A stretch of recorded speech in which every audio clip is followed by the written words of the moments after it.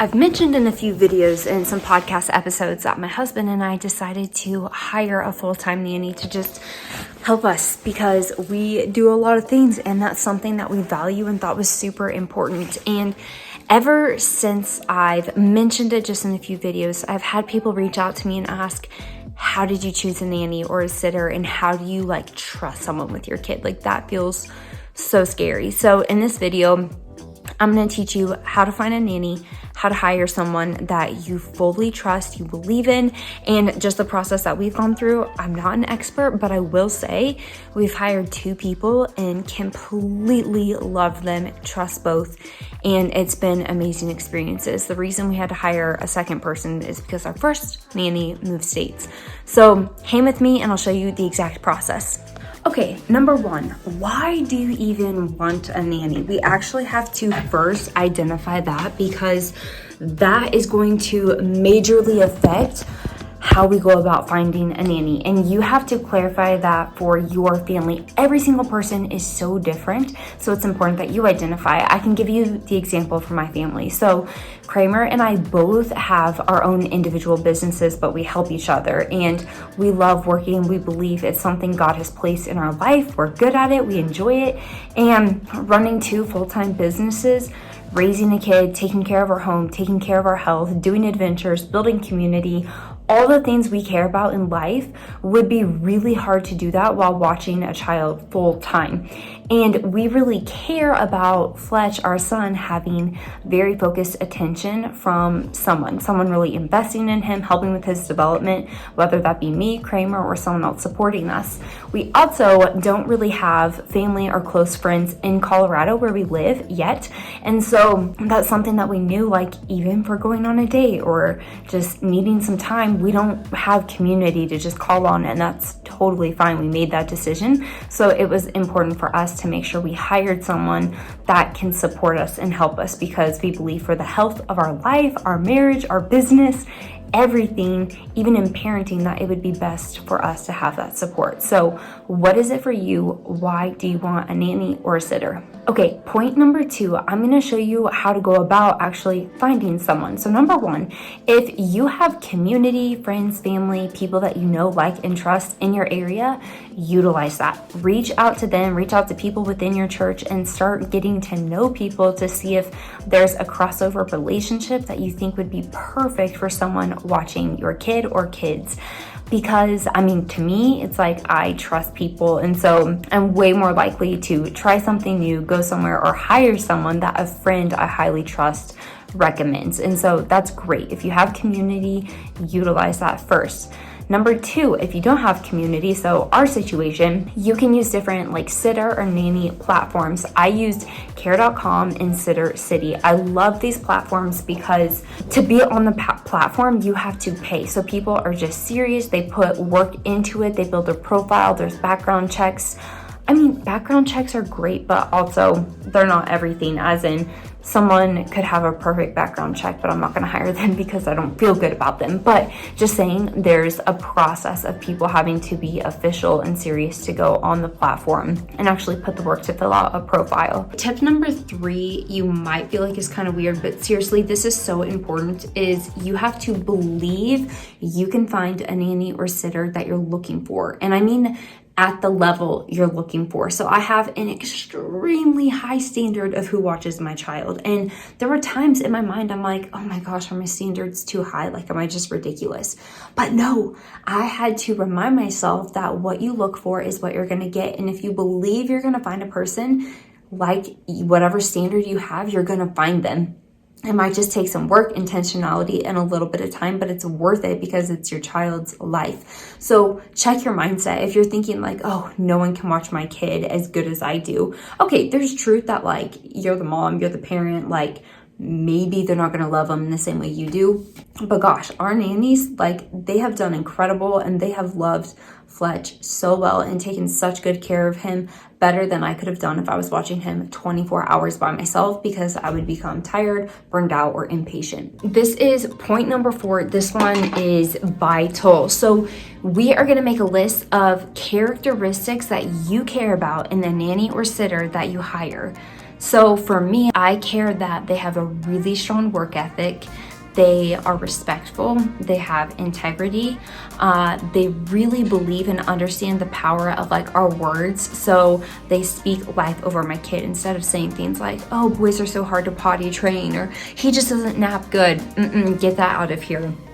I want someone who speaks life over my son and speaks into existence the things we want him to see. Their faith matters to me. I want them to be believers of the same God that my husband and I serve, good with kids.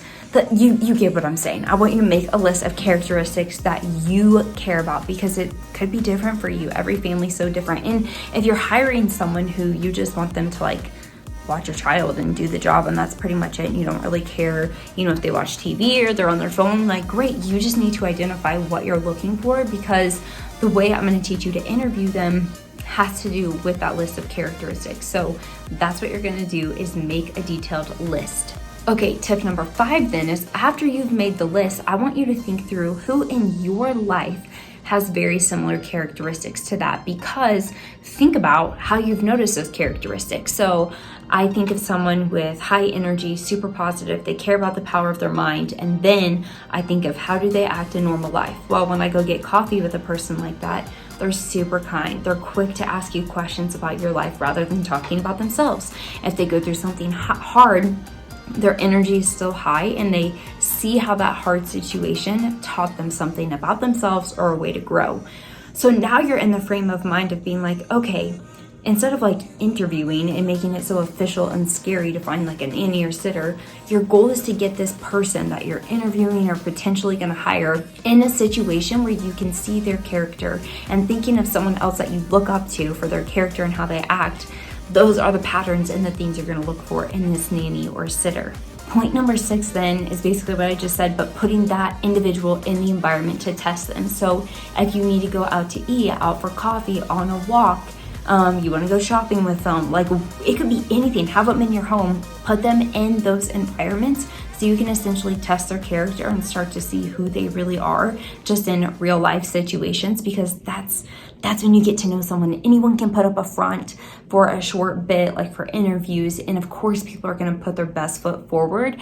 So you really want to try to just bring out the natural character, the human that they are, so you can see who they really are. Point number 7 then is you're gonna post the specific job that you're looking for. So on care.com, Sitter City, I literally posted a job that was like looking for a full-time nanny for our son. In your description, you want to be so specific that you literally propel a lot of people away and attract the right person to you.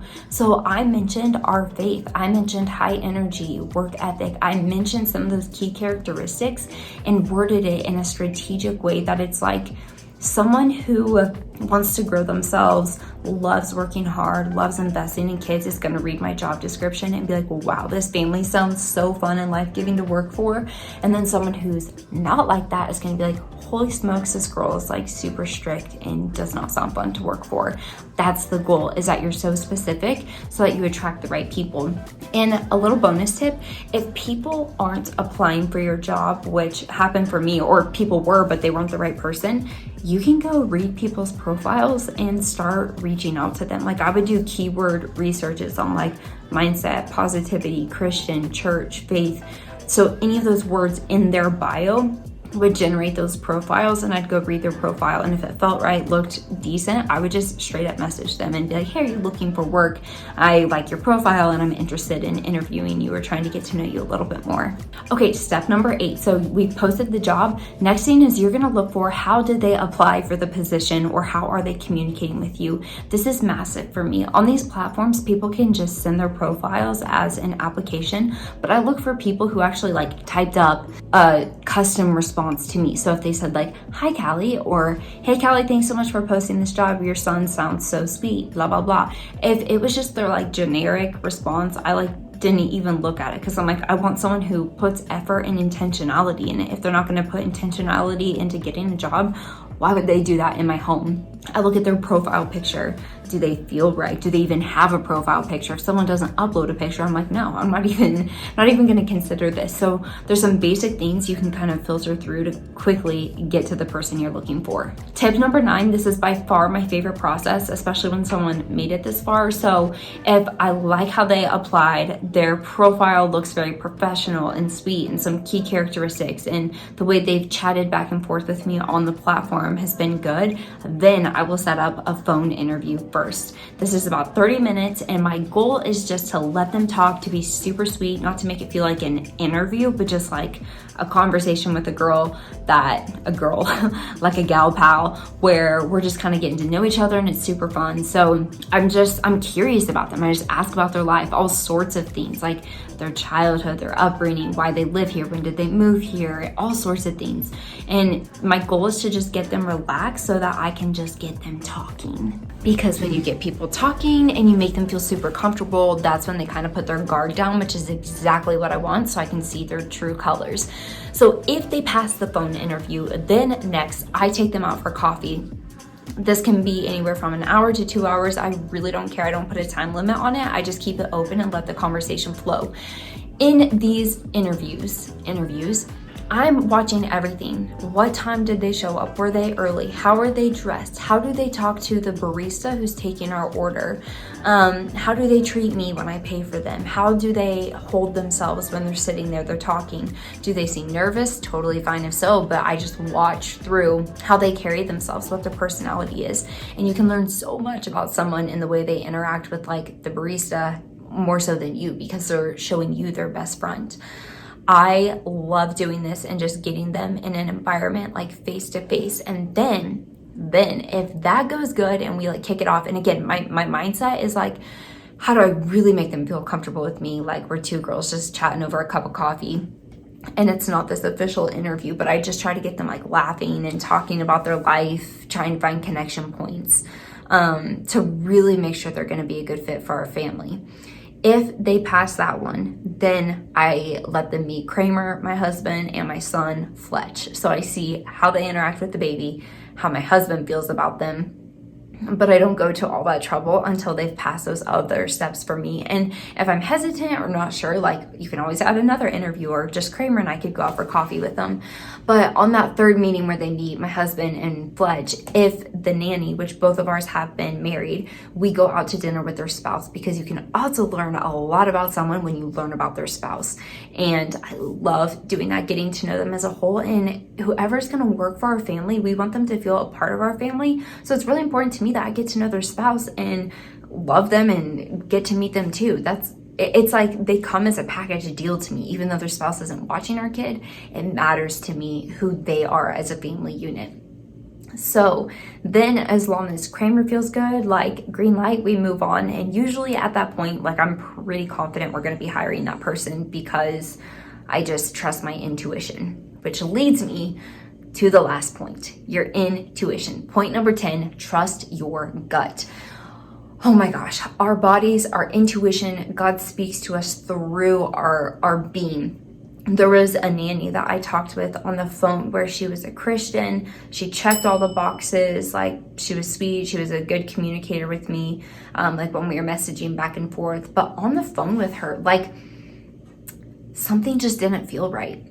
Like I literally can't be like, oh, it's because of this, and this. I mean, there's a few things I could be kind of critical about and point out, but for the most part, it just didn't feel right in my gut. And I'm like, no. And I trust that if something within me feels off, I just move on and I keep believing and affirming over myself and my family that like God's gonna bring the right person. He's gonna bring the right person. God cares that someone watches Fletch with intention and loves them, and we're gonna be patient enough to find that person.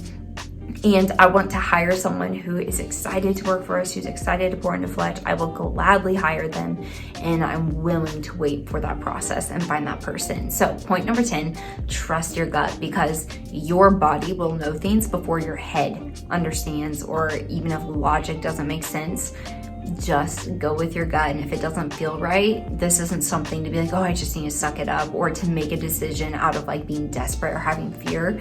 Wait, just keep waiting, keep figuring it out until you find the right person. But those are my tips for you. I'm I wouldn't say a pro, but I definitely have had the privilege of interviewing a ton of people in my life because of being a Starbucks store manager, being a business owner, and I apply those same concepts to interviewing and hiring a nanny or a sitter, that I really just try to get to know someone, build relationship, and bring out their character so I can figure out who they are and I can make sure they're the right fit for our family. And hey, if you try it out and the first week doesn't go good, then you ditch it. But there's just things like routine, structure, order, cleanliness, how someone talks, how someone carries themselves, their energy that I feel from them just in a conversation. All of those things matter to me. And so you just got to think through, what are those characteristics you care about, and how do you get that individual in the situation to bring out those characteristics so you can see if it aligns or doesn't align with you. I hope that helps. Thank you so much for watching. If you love this content, hit that subscribe button, and it means the world to me. Just those of you who have already subscribed and are supporting my YouTube channel, I love this little community. I love creating videos, and I hope that you have an amazing day.